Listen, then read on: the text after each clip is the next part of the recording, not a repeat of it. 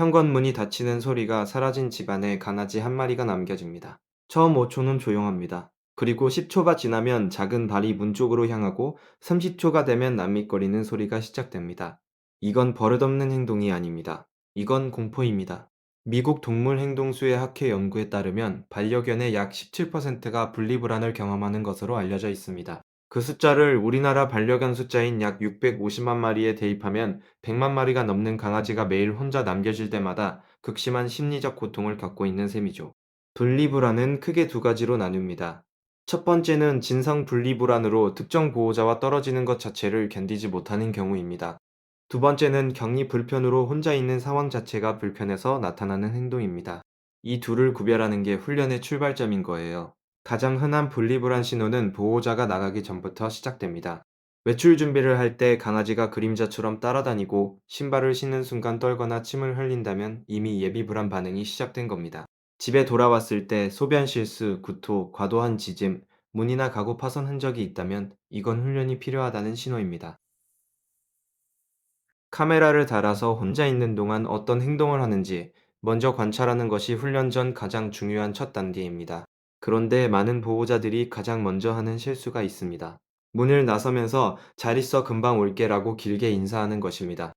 그 인사말이 오히려 강아지에게 이별이라는 신호로 각인됩니다. 긴 작별 인사는 불안을 가르치는 행동이나 다름없는 거죠. 수행동학 전문가들이 권장하는 핵심 원칙은 단 하나입니다. 외출과 귀가 모두 아무 일도 아닌 것처럼 행동하라는 겁니다. 나갈 때 조용히 나가고 들어올 때도 강아지가 흥분을 가라앉힐 때까지 눈도 맞추지 않는 것이 시작점입니다. 이제 하루 10분 핵심 루틴으로 들어가 보겠습니다. 이 루틴은 총 3단계로 구성되어 있으며 미국과 영국의 공인 반려동물 행동 컨설턴트들이 실제 임상 현장에서 사용하는 방식을 기반으로 합니다. 첫 번째 단계는 짧은 분리 노출 훈련입니다. 문을 닫고 강아지 시야에서 사라지는 시간을 처음에는 단 3초부터 시작합니다. 3초 후 돌아와서 조용히 간식을 줍니다. 흥분하지 않았을 때 주는 것이 핵심이고 짖거나 긋거나 한 직후에는 절대 들어가면 안 됩니다. 그 행동의 보상이 학습되기 때문입니다. 3초가 안정되면 10초, 30초, 1분, 3분으로 서서히 시간을 늘려가는 겁니다. 이 과정을 하루 5분에서 7분 동안 반복합니다. 두 번째 단계는 독립심 강화 훈련입니다. 보호자가 집 안에 있어도 강아지가 혼자 있을 수 있는 시간을 만들어주는 것입니다. 강아지를 방석이나 지정 공간에 앉히고 보호자는 다른 방에 들어가거나 소파에서 다른 활동을 합니다. 강아지가 조용히 있을 때 칭찬을 줍니다. 이 훈련의 목표는 보호자의 부재가 항상 고통이 아니라는 것을 뇌에 새겨주는 것입니다. 매달라는 강아지를 밀어내는 것이 아니라 혼자 있는 것이 괜찮다는 경험을 쌓아주는 것입니다. 세 번째 단계는 출발 신호 탈감작 훈련입니다. 강아지가 불안하게 반응하는 외출 신호들, 즉 가방 들기, 신발 신기, 열쇠 짚기 같은 행동을 실제로 외출하지 않으면서 반복합니다. 신발을 신었다가 5분 후에 벗습니다. 가방을 들었다가 냉장고를 열고 물 한 잔을 마시고 다시 내려놓습니다. 처음에는 이 행동들에 강아지가 반응하지만 반복이 쌓이면 그 신호들이 무의미해집니다. 이것을 전문 용어로 탈감작이라고 부릅니다. 파블로프의 반응처럼 연결된 신호를 끊어내는 작업인 거예요. 이 세 단계를 합쳐서 하루 10분 안에 마칩니다. 단 매일 빠짐없이 해야 한다는 것이 조건입니다.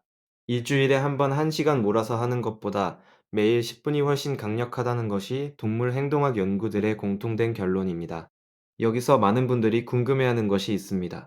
캔넬, 즉 이동장 훈련을 병행해야 하느냐는 질문입니다. 분리불안이 있는 강아지에게 캔넬은 단순한 공간이 아닌 안전기지가 될 수 있습니다. 단 강아지가 캔넬을 좋아하게 만들지 않은 상태에서 가두는 용도로 쓰면 오히려 불안을 악화시킵니다. 캔넬 안에서 밥을 먹이고 간식을 숨겨두고 문을 열어둔 상태에서 자발적으로 들어가는 연습을 먼저 해야 합니다. 그게 충분히 자리를 잡은 다음에야 문을 닫는 연습으로 이어가는 겁니다. 또 하나 반드시 짚고 넘어가야 할 것이 있습니다. 운동량과 정신적 자극이 부족한 강아지는 아무리 훈련을 해도 한계가 있습니다. 외출 전 30분 이상의 산책이나 놀이로 에너지를 소진시킨 강아지는 혼자 있는 동안 잠드는 경우가 훨씬 많습니다. 지쳐서 자고 있는 강아지는 불안해할 틈이 없는 겁니다. 코 냄새 맡기 놀이, 숨겨진 간식 찾기, 지능 장난감 같은 정신적 자극도 같은 효과를 줍니다. 이제 주의사항을 말씀드리겠습니다. 어떤 경우에는 행동 훈련만으로 해결이 되지 않기도 합니다.